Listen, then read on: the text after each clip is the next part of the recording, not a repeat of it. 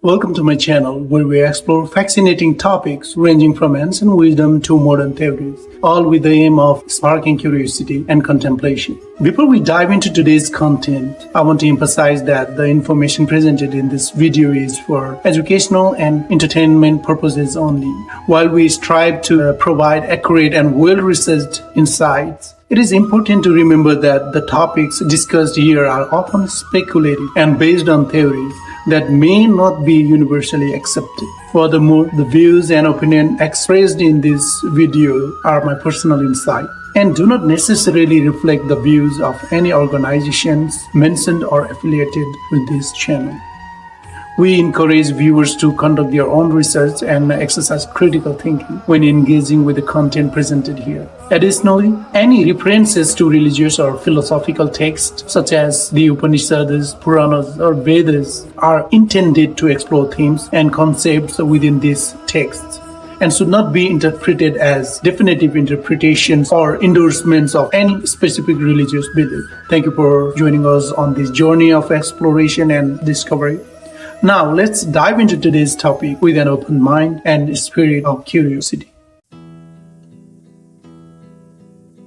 We are attracted to specific groups based on our belief system. Our belief system is constructed with the way we are brought up. A person can break the belief system and come out of it, but cannot wholly free himself from the entire group system of social life unless he knows the secret of how to do it. Let us suppose that there is an infinite water body just like an ocean. An endless number of aquariums with different sizes are situated on the bottom of it.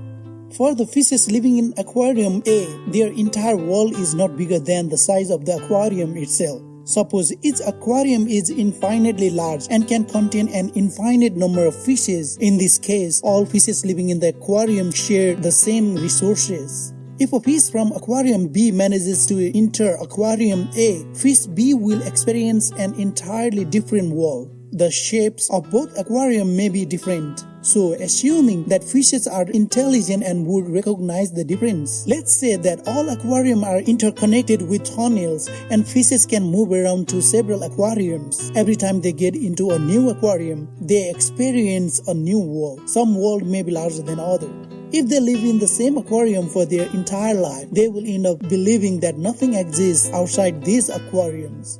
If some fishes manage to break the aquarium and come out of it to the vast ocean instead of moving around the aquariums, they will enjoy the vast water, resources, and freedom. Now let's see this aquarium effect of the human mind. Humans have created so many mental aquariums that compelled us to remain inside of one of these. I have noticed a lot of people changing religions nowadays, from Hindu to Christians, Christians to Muslims, Muslims to Buddhists, and vice versa. If you have been grown up with a particular religious belief and continued living with that belief for 20 years, and all of a sudden you convert into another religion, since you were dissatisfied with the previous one, you have a higher chance to love the new belief system. A lot of things you come across there will be a new to you. As a result, you will find this new religion more practical, robust, and appealing. If this fact is wrong, why is this conversion of faith is on both ways? I have seen Christians converted into Hindus and Hindus converted into Christians. If one aquarium contains the truth and all other are fake, then why all aquariums are full of people? How people find peace in all belief system? If one Christian gets converted into Hindu, he feels like he found the secret of the universe. Similarly, the feeling of the new converted Christian is the same. This is only an example related to religions. We have created numerous mental aquariums to enclose ourselves, such as feminism, transgenderism, politics, clubs, humanitarian themes, etc. In my second deployment to the Middle East in 2019, I met a soldier who was not happy to live a normal life. He sought to be spiritually awakened. He was an enthusiastic person of around 19 years of age. Though he was not from my company and my own soldiers, I invited him to join the training class that I had conducted to set a higher goal, money and investment every Thursday evening. I was looking forward to see him. He missed 2 consecutive classes.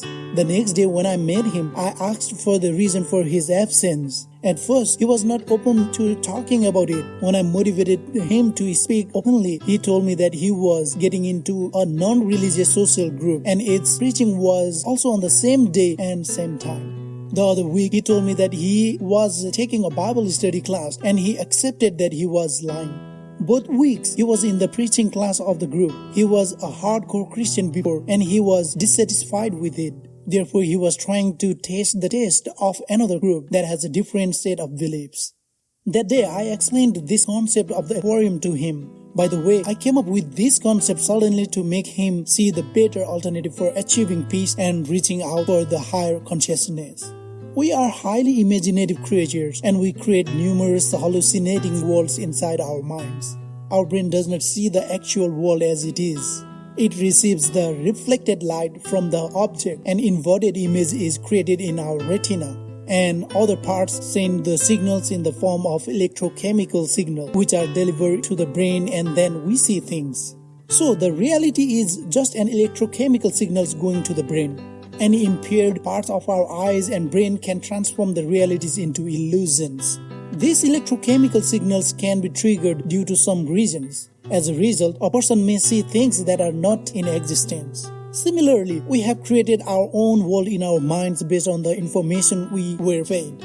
We see the external world as our inner world is. If we are depressed inside, the outside world means nothing to us. We won't be able to see beyond the boundary we created for ourselves. And even if we see it, we interpret it in our own way. The reality does not matter for us. We decide what is not reality. It's like looking at the clouds and seeing different shapes in them. When a person is unhappy despite having all sorts of comforts or without having any of them, he seeks an outlet to reach somewhere he can find those things he always wishes for. In the quest to appease his mental thirst, he jumps from one aquarium to another. All aquariums are mental boundaries and they have their own set of beliefs and rules. Some aquariums may offer a wide range of freedom and some may demand strict following of its path. When a person jumps from one aquarium to another, he may find the pleasure for some time, but it will not last long because the boundary is a boundary. No limitation is comparable with the ultimate freedom, no matter how large it is. He may move around from square aquarium to triangular one or from rectangular to cylindrical, but the issue follows him everywhere. If a person is unsatisfied with his mental boundary, he should break the border and never get into another. Many atheists believe that they do not belong to any group or aquariums. When they think that there is no God, they already fall into an aquarium of a disbelief. Those aquariums not only represent beliefs and faith, but they also represent a fragmentation of humans in race, color, status, personality, and so on. The size of the aquarium is different, but also the entities that live in them are various as well mentally.